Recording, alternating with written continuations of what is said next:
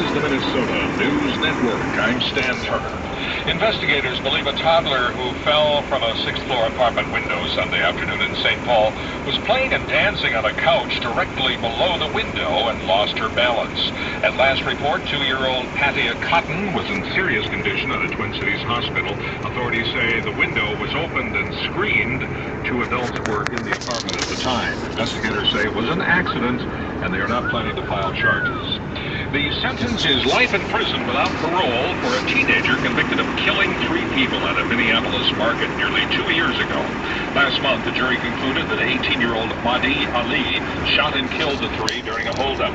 Ali's accomplice pleaded guilty shortly after the killings and then testified against Ali. The Halloween blizzard of 1991 is still haunting many Minnesotans 20 years later. The storm dumped more than 2 feet of snow in central Minnesota and nearly 37 inches at Duluth.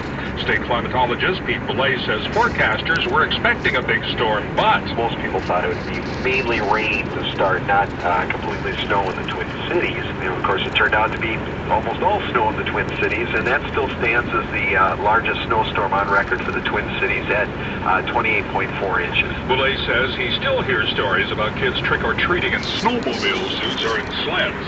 It was a devastating ice storm for extreme southern Minnesota that closed Interstate 90 and left a 2 to 3 inch coating of ice on power lines and trees. Little ghosts and goblins will be out in droves tonight. No ice or snow in the forecast, and Eric Peterson with the Minnesota Safety Council has a reminder. Such an exciting time for kids and for parents.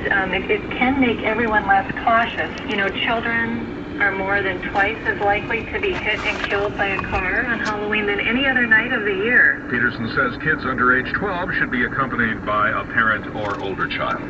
The third quarter numbers suggest the economic recovery is gaining steam while uncertainty is fading. The U.S. economy grew 2.5% from July to September, and consumer spending rose 2.4%. St. John's University economics professor Louis Johnston says the one thing that has been holding the economy back is people's pessimism, not knowing where the future lies. Are things going to get worse? Are we going to go into another recession? And what these numbers, I think, confirmed is that although we are growing slowly, we are not going back into a recession. Johnston says there needs to be more of a focus on what's going right with the economy. He adds that it will have to continue growing at 2.5% to 3% rate to bring down the unemployment rate.